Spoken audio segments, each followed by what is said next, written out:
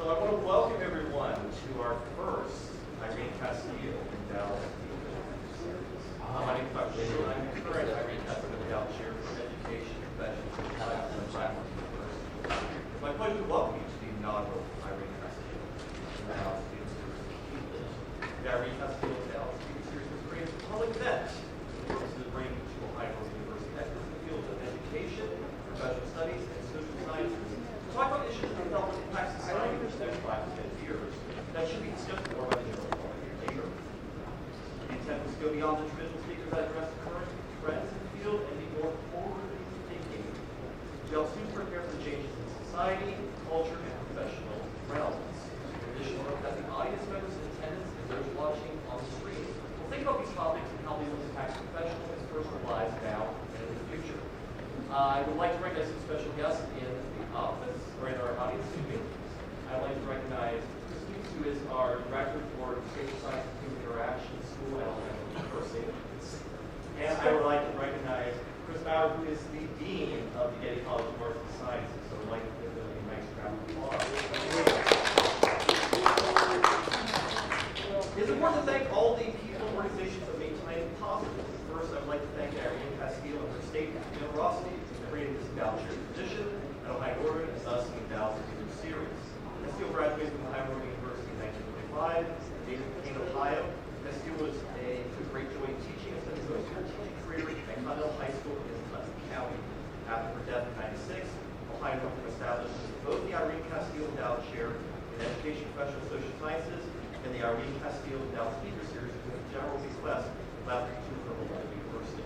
It's our hope that this series lives up to her amazing legacy that Irene Casteel crafted at Ohio University and a celebration of her life's work. I also need to thank the Committee of the Cultural Special Events for their support for bringing the Irene Casteel Endowed series from the abstract thoughts that merely existed on paper last year to a real-world event that all of us are enjoying tonight. In addition, the School of Social Science and Human Interaction, especially Dr. Chris Spies and Pam Penwell, for their financial logistical support to make tonight possible. My colleagues Greg Phipps and Brian Lutz from the Writing and Multimedia Studies program for being an amazing group of academics and support the tireless work to make tonight happen. Finally, I'd like to thank the psychology program, especially Kristen Payment, Phil Zolads, and Megan Kreinock for being wonderful hosts today, Dr. Rachel and Sarah, about their sheer level of discipline and joy working with students. I cannot think of a better speaker to kick off the series than Dr. Rachel Kowert, a research director to take this and a prime example of a witcher with 10. Her 2014 dissertation research from the University of York in England dealt with two interesting theoretical threads: the cultural stereotypes of online gamers and the relationship between social competence in quotation marks and online video game involvement. Her postdoctoral work under the Professor Dr. Thorsten Klotz of the University of Munster in Germany examined the interpersonal and intrapersonal social impacts of online video game involvement over a 3-year period. Her current work with Take This, a mental health nonprofit organization that serves the gaming industry and gaming communities, has led her to help destigmatize mental health challenges and provide mental health information and support.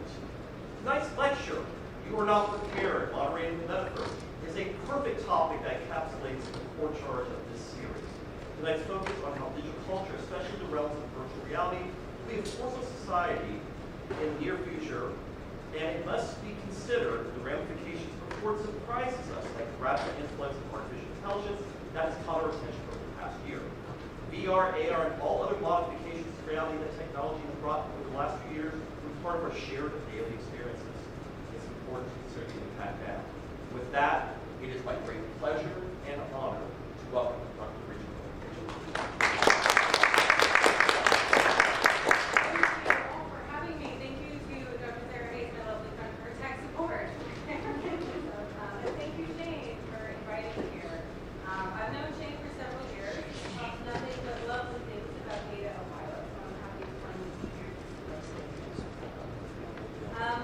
She told me that this series was about something in the future, something that's going to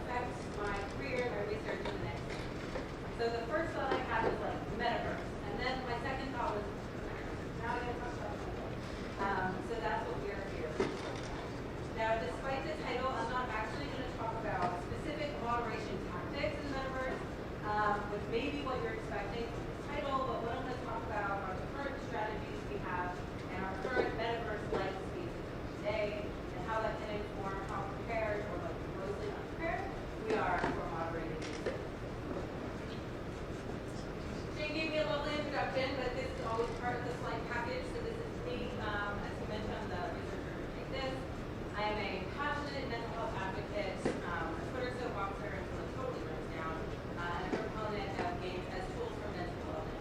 I also have a YouTube channel where I talk about science of games. It's my scientific outreach, so if you are a YouTube person, please find me. And if you're not familiar with Take This, we are the oldest mental health nonprofit in the gaming space. We have an interesting position in that we serve gaming communities and the gaming industry, interface with both, and I find it in the middle. And we aim to destigmatize mental health challenges, and obviously moderation or lack of moderation leads to various mental health challenges, which we will talk about today.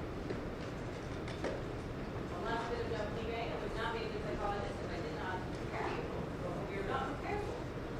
So the presentation today will discuss discussions of sexual assault, suicidal ideation, extremism, terrorism, and violence. None of these discussions are particularly in-depth, but if these are things you don't want to engage with, please feel free.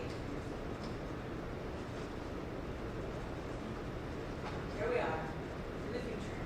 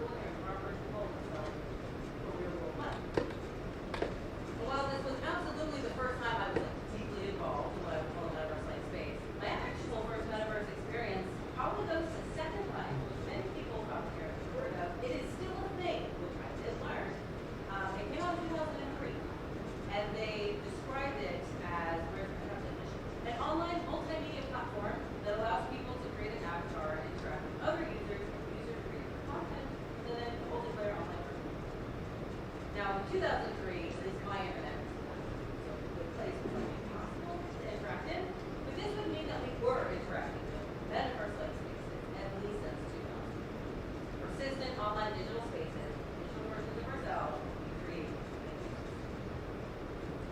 Now, with that said, with each passing day, we are moving forward into a more ideal, a more persistent, a more fully immersive, a more virtual reality experience, the whole Ready Player One situation. And when we get there, when this type of metaverse becomes our presence, what are we doing to curate these spaces into spaces we want to be in? Tell me, Shane. Tell me the answer. Tell me how. Other side. Other side. I think the other side is the chart side, but maybe not.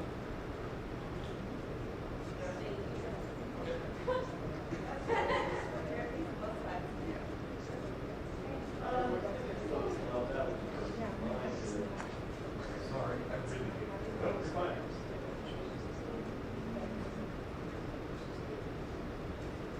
Doing a little technical work as we are getting the microphones up and running.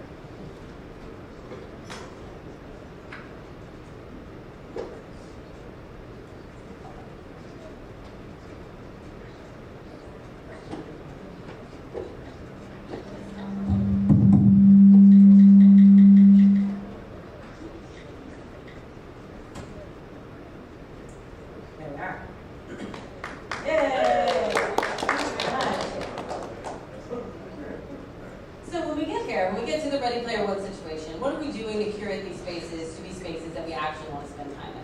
Because as I said before, gaming spaces are the closest thing we have to metaverse-like spaces, and if we think about the time that we spend in digital gaming spaces, if you do it all, most of us can agree that the days look like this. There's an ineffectiveness in moderation. There's a normalization of hate and harassment. There's a rise of extremist behaviors, all of which we're going to talk about today, in between the fun of creating and playing and doing what we do in our digital playgrounds. So this is what I want to talk about today. How can we address this better so we can stop barreling towards this, which is just the same, just more immersive? I mean, I don't want that.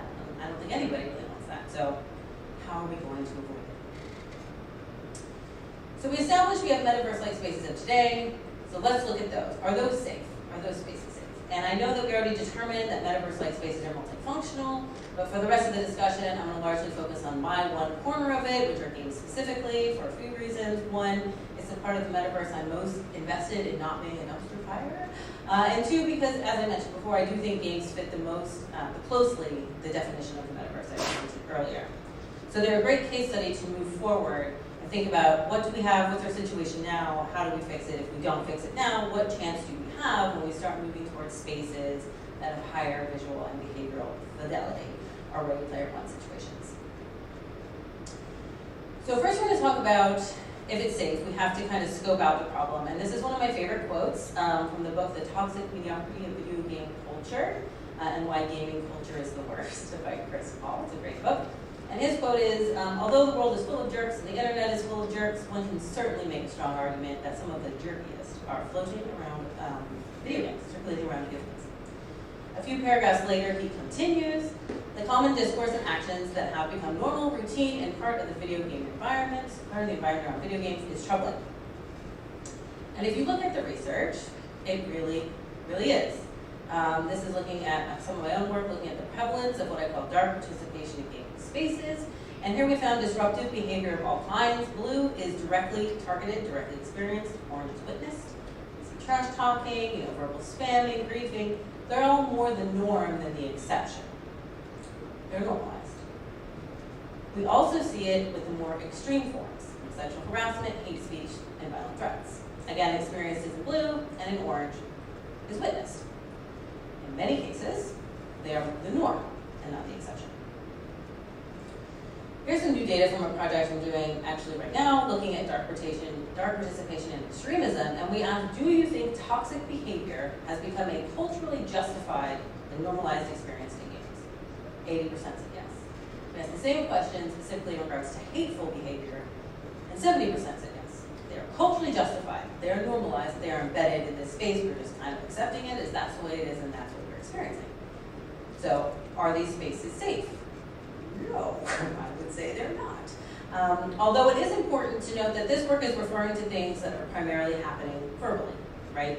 What happens when the opportunity to verbally be sexually harassing turns into the opportunity for something like sexual assault?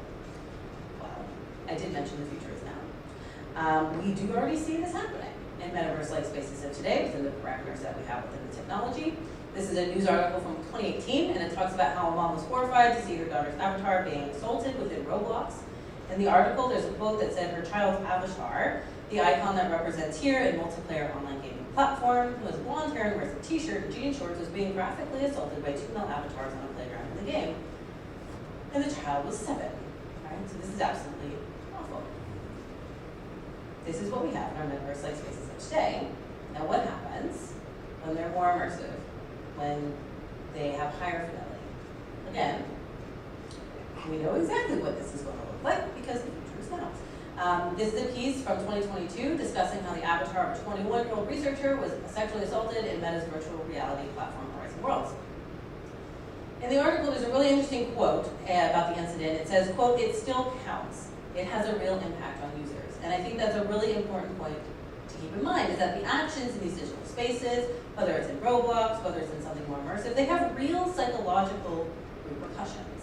And there tends to be this idea that there's a delineation between digital experiences and physical experiences. And while there are, the psychological and physiological repercussions of being assaulted in a digital space is very real.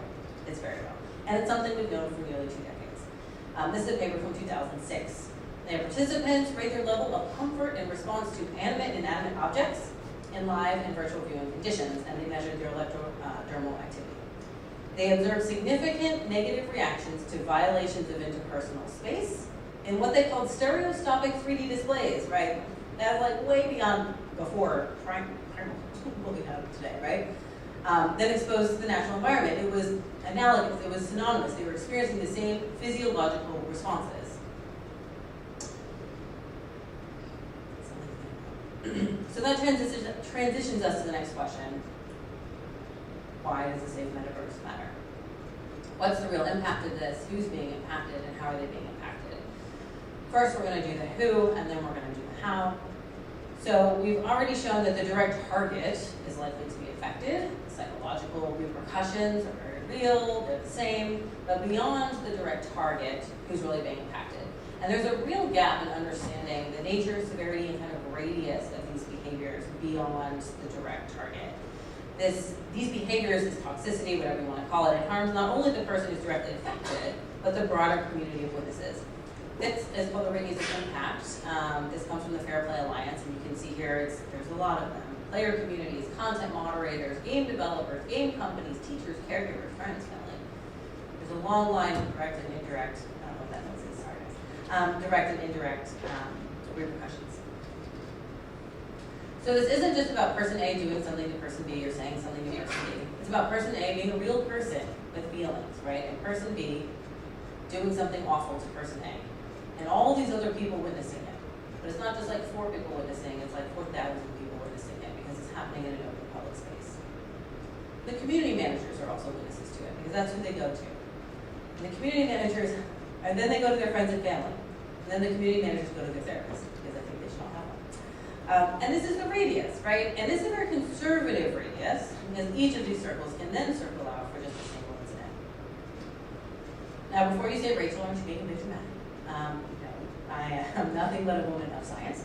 And research has found both short and long-term mental health repercussions to online harassment for the direct target, as well as any third-party online person who may witness it. So that's the who. Who's being impacted? Everyone. Direct targets, onlookers, community managers, family, friends. What about the how? I'm going to focus on 2 hows today.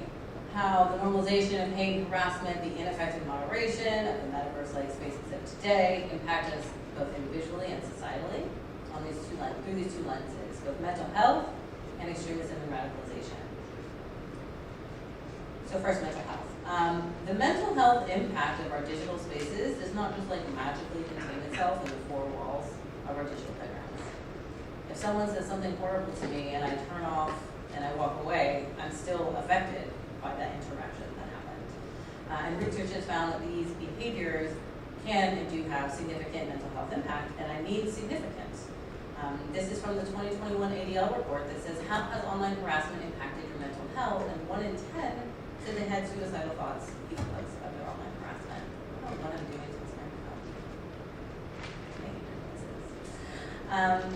They specifically asked, how have your experiences of disruptive behaviors in online games influenced your day-to-day? And there was a wide range. Felt uncomfortable was 1 in 4, felt unsocial was 1 in 5. Taken steps to reduce my personal safety was nearly 1 in 5. Contacted the police was 1 in 10. Had school and work negatively impacted was also 1 in 10. What's notable here is that these findings were both as a direct target but also a witness. So there's this whole ripple effect that we need to keep in mind. So these outcomes, as you see here, have significant consequences, both in the gaming space, felt less social or felt uncomfortable, but also outside of it. We're seeing individual repercussions, but we're also seeing societal repercussions. So having work or school negatively impacted 1 in 10, there's 3 billion game players. Right? You think of that on the sheer scale of society, and that becomes a societal problem. Now, touch on the ways in which these individual outcomes start to creep into societal impacts. This is a report from 2021 from the Surgeon General. It's a bit of a long quote, but I think it's important. It's on the opening page of the report. And it says, while technology platforms have improved our lives in important ways, we know for many people they can also have adverse effects. When not deployed responsibly and safely, these tools can pit us against each other, reinforce negative behaviors like bullying and exclusion, and undermine the safe and supportive environments young people need and deserve. So again, the individual impact on mental health from toxic spaces is a societal problem. It's contributing to broader discussions of cyberbullying and exclusion, as discussed here, and a lack of what they call safe and supportive digital environments. And when we think about these impacts right now, we're talking about our current, again, metaverse-like spaces. Bullying and exclusion is awful. It can have significant mental health impacts, as we noted in the previous slides. But we also have to remember that this is just the tip of the iceberg, because there are a lot of really bad things that happen online in the metaverse-like spaces of today. What are they going to look like in the metaverse-like spaces of tomorrow? There's also more societal impacts to consider, and this is in the context of extremism and radicalization. So in the metaverse-like spaces of today, it refers to the leveraging of the toxic cultures for attitude and behavior change, specifically in the context of extremism and radicalization. And you may be thinking that escalated quickly. And you're right, except not that quickly, because as I mentioned before and I showed the data, toxicity has been embedded in gaming cultures for a significant amount of time. And this has been tied specifically and linked specifically to extremism and radicalization. So research has pointed out that participation in toxic, hateful behaviors is associated with an increased risk in being persuaded by far-right extremist propaganda specifically. So TLDR, being entrenched in a culture that normalizes hate increases the likelihood that you too may choose to participate in this behavior. Because when we allow hate to spread without consequence, it normalizes in all spaces. And clearly our moderation is failing us somewhere along the line because this has become normalized, as we already discussed. Now what this research was pointing out specifically was that participation to toxic gamer behavior can leave you more vulnerable to more extreme forms of behavior, both in and out of game. And we know from years of psychological research that we are who our friends are, right? So like your mom's like, don't hang out with the kids smoking behind the gym, right? Because she doesn't want that peer group to influence the way you see and interact with the world. And this is the same idea, just on a much larger scale within our digital spaces. We also know that many perpetrators of real-world violence are radicalized online first. So this is a big consequence, if you ask me. And if you remember those prevalence graphs earlier about the normalization of hate and toxicity, this also extends to more extreme behavior. So this is some of my recent work that came out of our work. It's a grant project funded by the Department of Homeland Security, looking specifically at extremism in games. And again, you see direct target and witness. Direct experiences are lower on the whole than we saw before, but witnessing these actions is still more the norm than the exception for most of these extreme categories: racism, misogyny, LGBTQIA hate, and white nationalism. Anti-government and Islamism still holds strong at about 1 in 4, 28 to 25%. So the sheer normalcy of these behaviors has led to the perception, and honestly the reality, that these spaces aren't welcoming, that they're places where hate is commonplace, hate and harassment. Now one of these big part of the normalization, specifically in the context of extremism, has to do with the cultures that have developed in these metaverse-like spaces. And specifically around this identity, I want to talk about of a gamer. Gamer is a social identity. A player is a temporary status that you have while you're functionally playing a game, but a gamer is how you identify yourself in the world. You know, you wear funny t-shirts, and it's the way you decorate your office. I know there's some gamers up here. It helps us identify ourselves in the world. I have a lot of social activities. I would say I'm a gamer, even though I have small children who don't play games very often. But these identities are important, as I said, because they position ourselves in the world. Now, the caveat here is when it comes to gamer cultures, because of the normalization of hate, they're more associated with exclusion than inclusion, which is why we have that phrase that we maybe hear a lot called toxic gamer cultures. So over the last year, I was doing some work in collaboration with the University of Texas, with Bill Swan and Alexi Martel, looking at this idea called identity fusion. So typically we have our individual identities and we have our group identities, and these identities are separate, as you see in the first picture. But sometimes these identities fuse together and they become more porous, and this is called identity fusion. And fusion is interesting because when your identities fuse, you're more willing to self-sacrifice in service of goals groups. And the best example I can give, my dad was a Marine. Once a Marine, always a Marine. There is no teasing apart any part that is the Marine and any part that is any other part of my father, right? Now, traditionally, fusion happens because you have a deep emotional bond with the group that happens over shared experiences, over an extended period of time. You have shared norms, you have a shared language, you're a close, tight-knit group. But these contributors, as I read over them, sounded a lot like gaming to me. Shared experiences, close, tight-knit groups. So we're like, okay, let's look at fusion among gamers, knowing that the cultures are embedded in this idea of hate.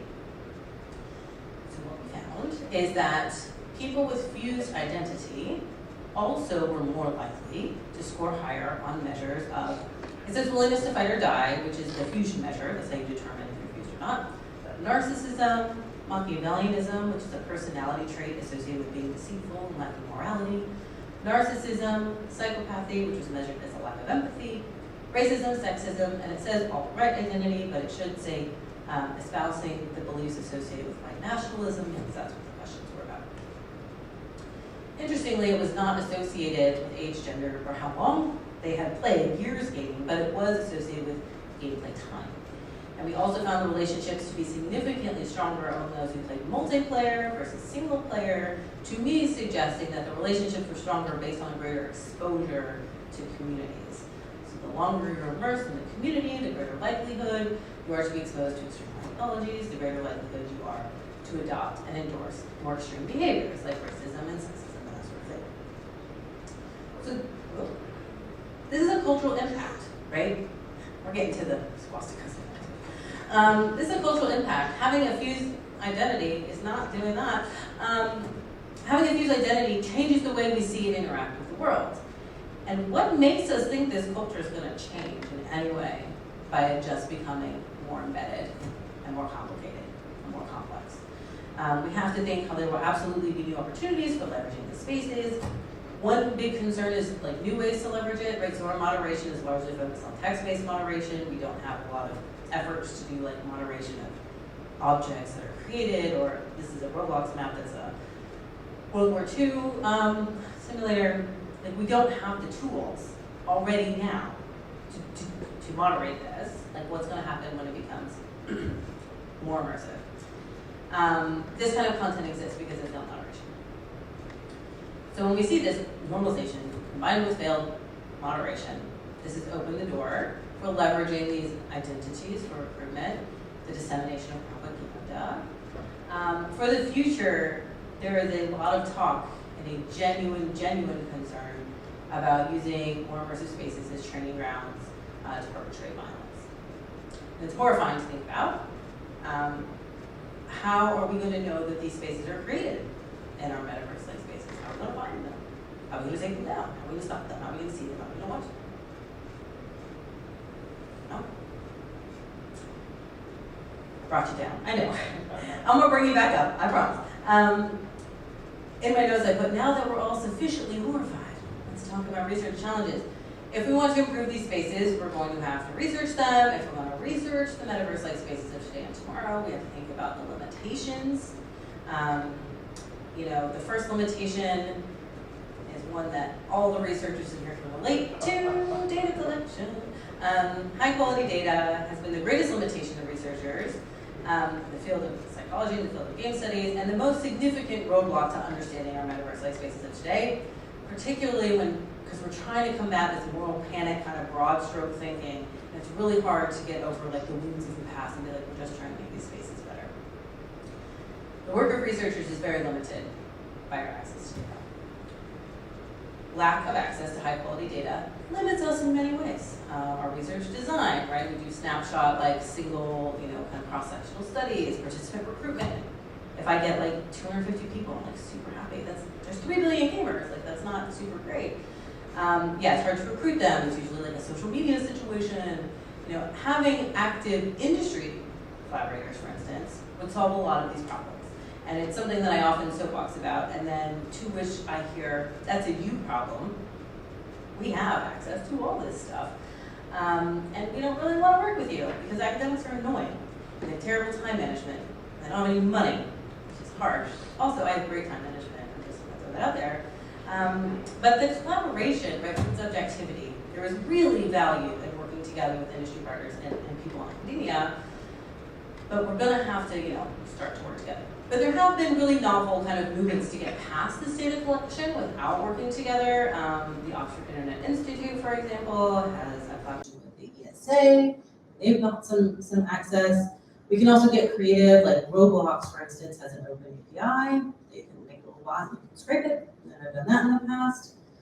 I also did this work last year with, in collaboration with a bunch of partners, but one of them was Gamer Safer. And Gamer Safer is like an age verification and moderation third-party platform that people can put on their private Minecraft servers. So they connected us with people who host private servers, and we got data that way. So there are some novel ways to kind of get around the data problem. But honestly, I think if we're going to do anything at scale, there's going to have to be collaboration with tech. Now, the second consideration, shout out to Portal. We went to dinner with some students, and one of them said Portal was their favorite. So here you go. It's very vibing. Engaging in ineffectively moderated spaces is a risk to the user and a risk to the researcher who's researching this space. I was recently part of a Vox poll panel about researcher safety, and the concerns in the metaverse was actually the topic of the panel. And it was a topic that I'd never formally really considered before, and definitely not one that I've talked about in kind of a public advocacy way, but it's one I wanted to bring up here because engaging in any kind of research, any kind of metaverse-like space, I was certainly given no counsel about what I was going to encounter, what I needed to do to protect myself, what my resources were. And we have these spaces today, we're going to have these spaces tomorrow, and it is irresponsible to send people into these spaces ill-prepared. So this is the Vox poll output that was kind of the central of the panel. Dr. Elizabeth Pearson was one of the authors on it. Now, in this, they were talking specifically about researchers in the extremist space, but there are a lot of lessons here that can and should be generalized as a whole within any kind of metaverse-like space. Any space where you may encounter hate, harassment, that sort of stuff, especially in a normalized situation. So what are the risks here that we need to think about, and what should we be doing about it? The first thing that researchers they interviewed expressed was explicit concern about the fact they had no idea of the risks they were getting into before they started doing it.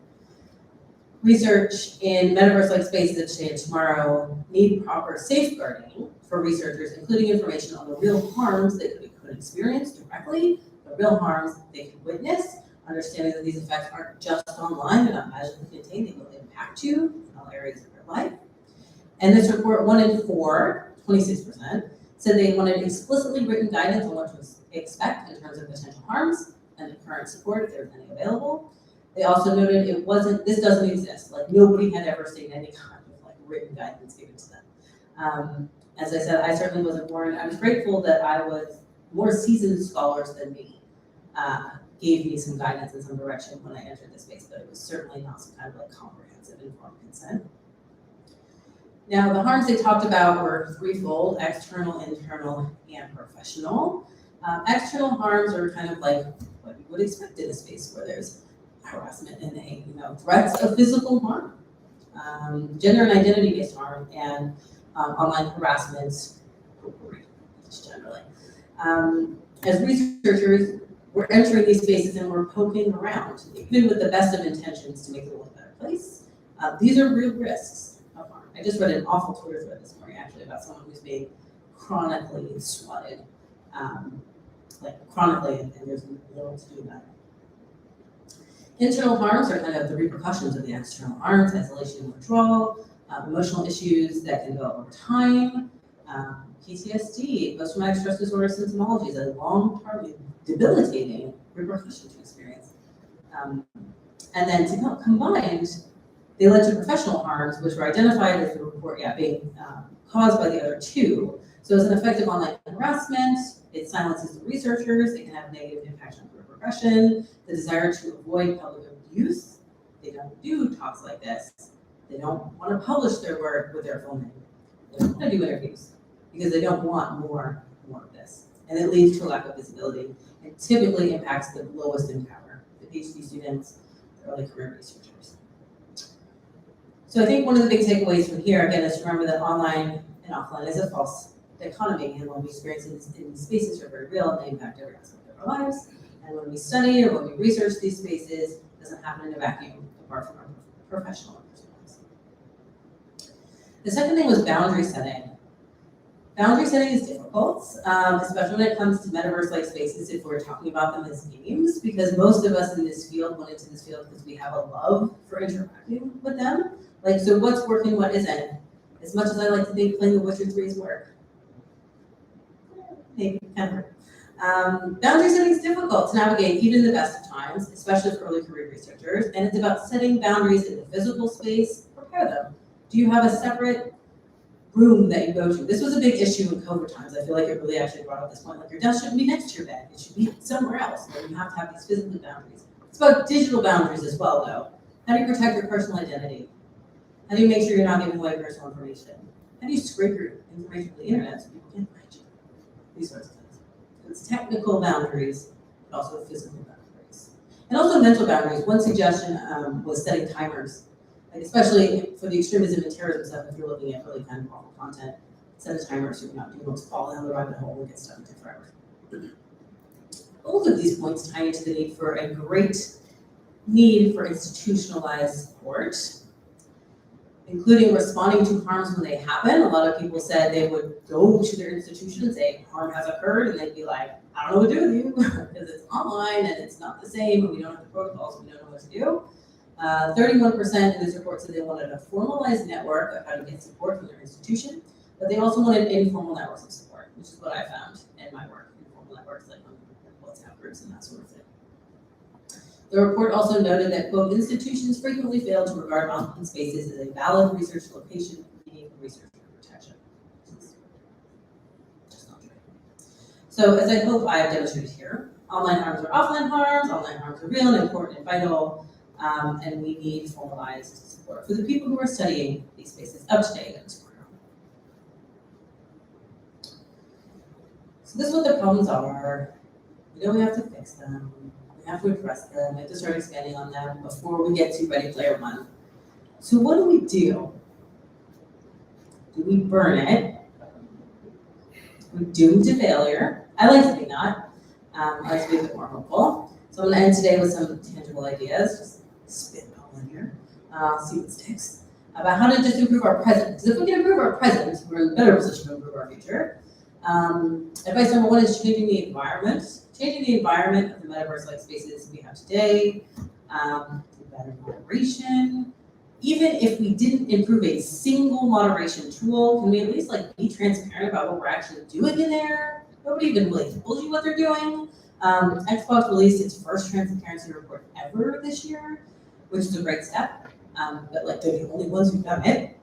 And also, it's not super clear. I mean, it's better than nothing, but it's not the best transparency report I've ever seen. To understand, what's happening, what's being reported, what's being actioned, what strategies are you using that are proactive instead of reactive? How can we learn from it? How can we all do it? So we're all on the same page. We all need to be on the same page. I also talk about community management, which I think is a really important, it's an interesting thing. They shape the community. A lot of people think of community management as people just ban the trolls. But if we're just playing whack-a-mole, you're never going to win that game. So I'd like to have more discussions about the role of community management, how they're shaping the norms, how they're a pivotal part of actually this culture change if we want to actually shift the culture that's happening in these spaces. In the work I mentioned earlier that we did on Minecraft, we actually found that community management strategies, the rules that they set and the amount of moderators they had to kind of enforce the rules was a much greater predictor of how toxic the environment was as compared to just bans. So it really is about kind of shaping the community and what's expected and what's normalized versus just like whack-a-mole, the bad guys. And then lastly, institutionalized support, as I mentioned, about changing the research environment. We need institutionalized support. We are failing students if we are not doing this for them. We truly are. The second is advocacy and outreach. One aspect is parental education. Again, with moderation and CMs, like we can try and fix the problems of tomorrow, but how will we fix the problems of today? And I cannot understate the amount of conversations I have where it's like, I know my son's on Discord. Cool. With who? Okay. How many people are there? Right? We have to have some kind of education that gets passed down to the future generation. And more proactive advocacy about what's acceptable, what's not, who are they talking with, what are they doing, what do they do when they encounter swastikas in their Roblox map? Do they even know what to do? Do they even know if that's normalized or if that's an acceptable part of culture? Or do they know it's not? Do parents even know they're encountering it? Yeah. And you think about cyberbullying, which I think is a good analogy because I think it took a long time actually for parents to get on board to understand the severity of cyberbullying. And like we have to make that whole jump again to think about the more broader effects and experiences and repercussions that are happening in these spaces. Also, again, education, advocacy, and outreach on behalf of the researchers. We need to advocate for them. And then, data access and transparency. Data, at least for me, is always a problem. Self-regulation and self-policing may not work in a place where there's a direct conflict of interest. So it makes sense that the industry may not want to jump on board with research that's going to publicly be like, here's some problems. But we've got to start working together. We just have to. I mentioned earlier that with Minecraft, we found a whole lot of stuff there about CMs and about moderation strategies. And what was really great about that is that we just released it into the world, right? And everyone could have it. From indies to AAAs, everybody had the same information. So even if you don't want to work with us, I think the industry should, just some transparency about what they're doing and their strategies. I digress. If we keep where we are, we're just going to have the same results that we have now. Spaces that can be fun, the spaces where there's a lot of problems, spaces that are causing problems, individual and societal problems on a large scale. And I know there's always going to be bad actors on the internet. In our metaverse spaces like of today, in our metaverse spaces of tomorrow, severe negative mental health repercussions are happening to the targets, to the witnesses. We're trying to make these spaces better, but we're also at risk of being targets and witnesses to lots of awful things. But I think if we all band together, here's our kumbaya moment, if we all band together, I do think there is hope to change the culture and change the shift before full Ready Player One becomes more ubiquitous and more affordable and more everywhere, more magnified. So, hopeful, didn't feel as hopeful as I thought it would. I promise it is hopeful. But thank you for having me, and I do have some time for questions if you have any.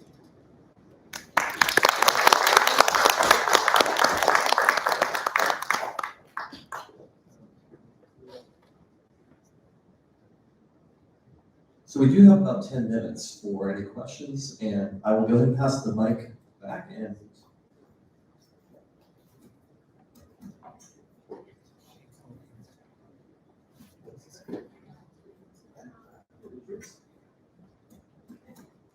Hi, I just had a question. You talked a little bit about parent education. I have a brother who's 11 and my parents have no idea what to do with him. So I didn't know if you had any recommendations of things that I could tell them about now because he's just starting to really enter these spaces. Yeah, great question. I have my oldest is 8, so it's not quite 11. Definitely have strategies. One, just talk to them super casually, what are you playing? Who are you with? What do you like about it? What are you doing in there? And see if anything seems off about what they're saying. Especially at 11, I would still have a pretty good touch point about who he's actually engaging with. Stranger danger is a thing in digital spaces. And I would start with, it's about having an open dialogue and about having an eye on what's actually happening and not letting them kind of like run wild and then run less than the internet because it is not moderated well. So we cannot trust the space to contain it and be safe.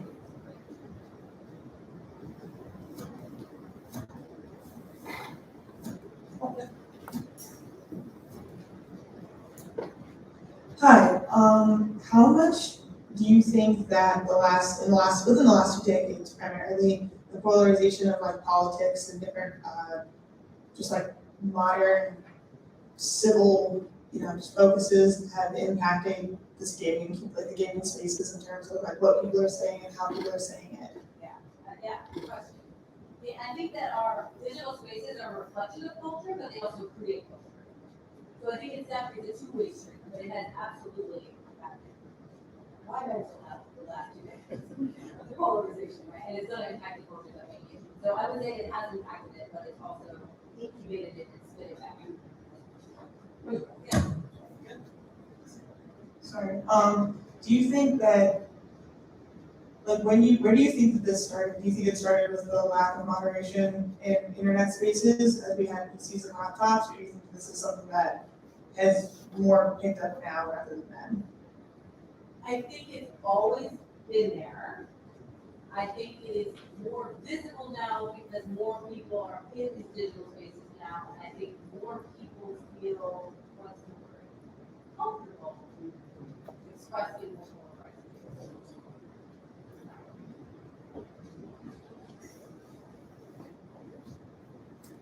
So I wanted to go off towards the end of your presentation. You're talking about the importance of education.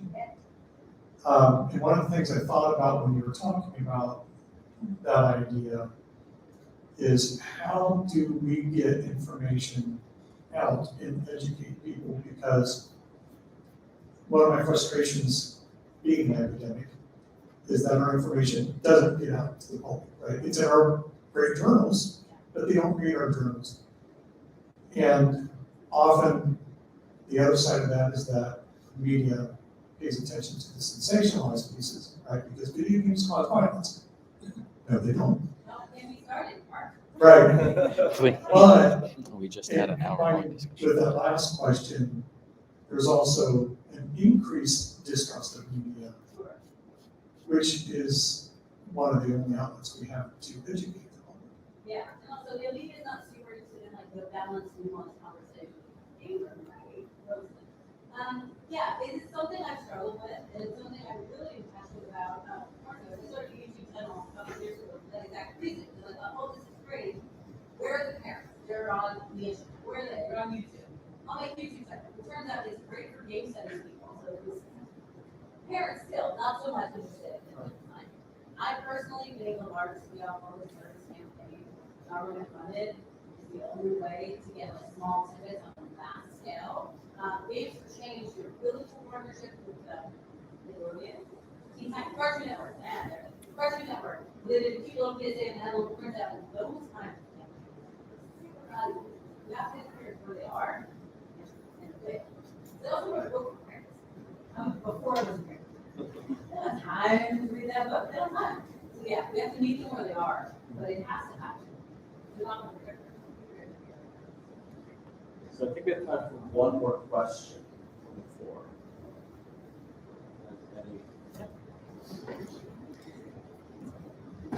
So what do you think the prevalence of social media as a whole and the kind of evidence that we've seen of racially motivated attacks and things like that that has been blown up and exacerbated by social media and in turn in gaming communities? How do you think that correlates? Yeah, they're definitely related, and we see a lot of social media. But the thing about social media is they're 20 years ahead of games in terms of the moderation spectrum. And they're only like this way. Think about 20 years behind. But they're related. So I guess I'll have the privilege of asking the last question then. So you've talked a lot about the negative components in terms of Roblox. You talked about it that you see sometimes in some of the other games. But let's talk about a more positive aspect, and let's talk about Animal Crossing, which you've done out there. I have a few minutes. I kind of sense So if you're saying that those negative components are what is leading to this polarization, what can we learn from games like Animal Crossing and others that are pro-social that don't have the negative elements that you were describing through the course of this presentation? Let me say, games are overwhelmingly more positive than negative. Our Metaverse like spaces today are overwhelmingly more positive than negative. I'm glad it's making that noise for me. It wasn't me. He was giving me a love letter. It was my fault. All of them I are the saw the same whole color, time. so. It's the microphone. Games are overwhelmingly more positive than negative. The things I see, games promote social learning. Games can be great for bringing people together. I grew up in a small town in Texas. If there was any other girl who liked video games in my town, there was not. I wish I had the internet of today that I had back then. So social connection, reduction in loneliness, it's linked to increased creativity. They can be great spaces for stress relief and mood management. You know, you have a bad day, you log into Animal Crossing, you tend to your farm, it's relaxing, and you have a better mood. It moves your mood into something more positive. So games are actually really great tools, even the ones with the social components. It's just the bad is the loudest group. As always, the dissenters are the loudest. And they have shifted the culture of the space that's made it awful to be. Like, I would never, I don't want to say it, I'm on the stream. There are certain games we would never play because of their reputation for their social community, right? So we have to kind of move the positive into all the spaces and make that louder. So with that being said, that is a great place for tonight. Let's once again, please give Rachel a round of applause. Now, I do have one more thank you to Dean Jan David from the School of Business, as he was able to give us the technical support to actually have the microphone so we could hear. So there will be a lovely reception outside, so thank you for coming, and have a good night.